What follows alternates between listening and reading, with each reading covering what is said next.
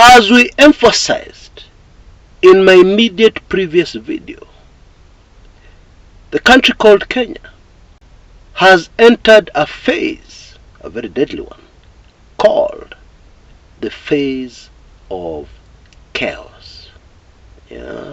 Going forward, things in Kenya will be pretty unpredictable. It will be very, very difficult to have any idea, any inkling of what is going to go down next. Okay? Now, in this phase of chaos, there is also something we should be very careful about.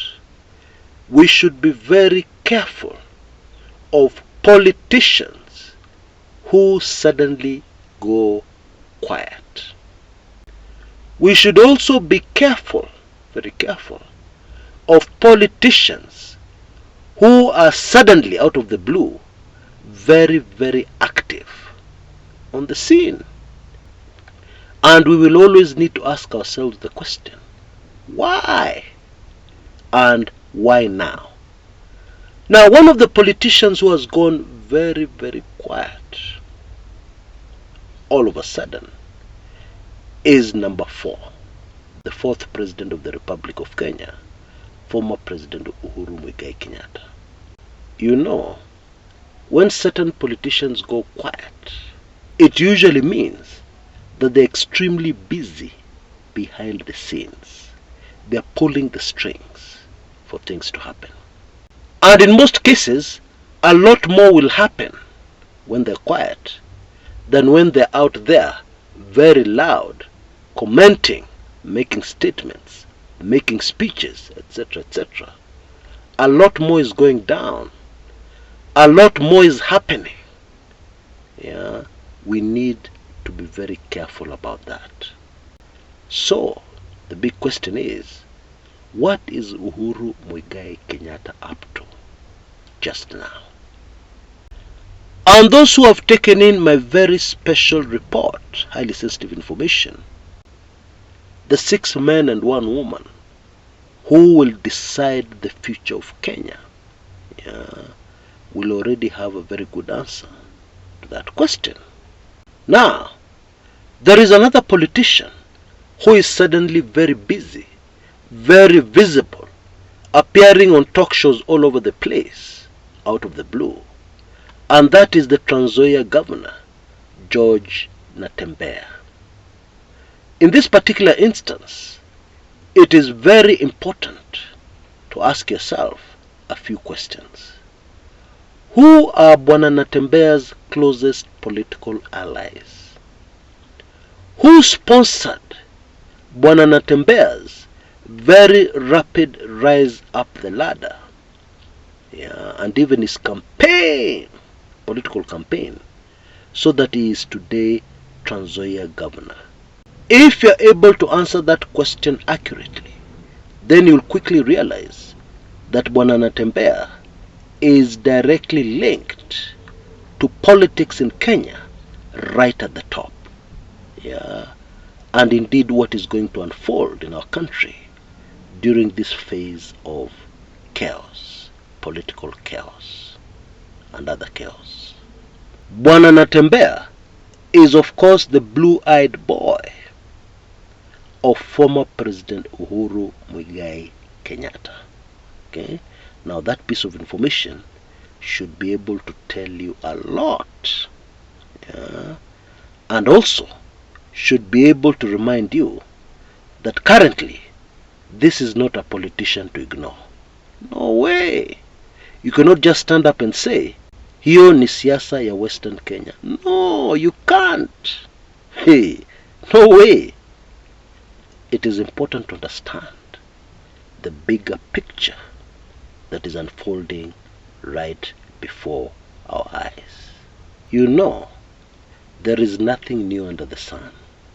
There was a time in Kenya when a very small politician representing a very small constituency in Nairobi, maybe not small in size, but small in political clout, when a very small member of parliament stood up in Parliament and started a campaign of no confidence against the then very powerful Vice President of the Republic of Kenya.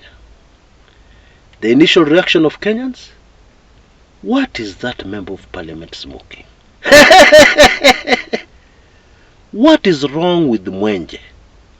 What is he saying in Parliament? Rubbish. And that powerful Vice President at that time, who unfortunately was not very experienced in politics, arrogantly ignored that small member of Parliament. But in just a handful of weeks, that Vice President was gone. I'm talking about a man called Josephat Karanja, Kenya's 5th Vice President. Let me move to something else that happened much more recently. After the 2022 presidential elections, when Raila Odinga went very quiet, people were asking, where is Raila Odinga? Why is Raila Odinga not saying anything? I'm sure you remember that time. When all this was unfolding, some ordinary Kenyans, most of them at the time unknown, operating under the forum of Bunge la Mwananchi, Kenyans in the ghetto, started making a lot of political noise. The mainstream media ignored them. Social media mostly ignored them. The reaction of most Kenyans was, get serious. Don't even talk about those guys. Get serious. But what happened? A few short weeks later, allow me to remind you, maandamano was launched, the dreaded maandamano, that for a short time, before they were stopped by very powerful forces, looked like they were going to topple the regime of William Samoei Ruto.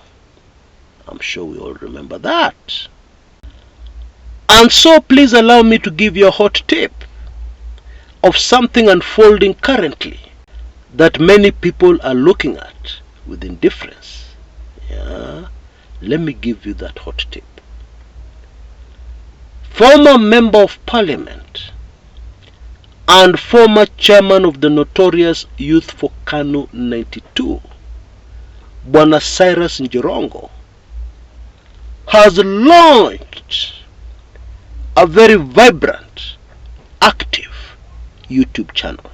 And recently, he hosted Martha Karua. And the two of them, they go a long way back. Walitoboa na wakatoboa sana. They spilled the beans and revealed a lot of juicy information. And even more recently, Jirongo hosted lawyer Patrick Lumumba. And somebody sent me a clip last night. And after I listened to that clip,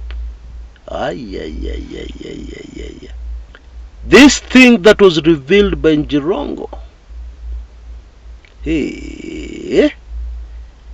water to drink.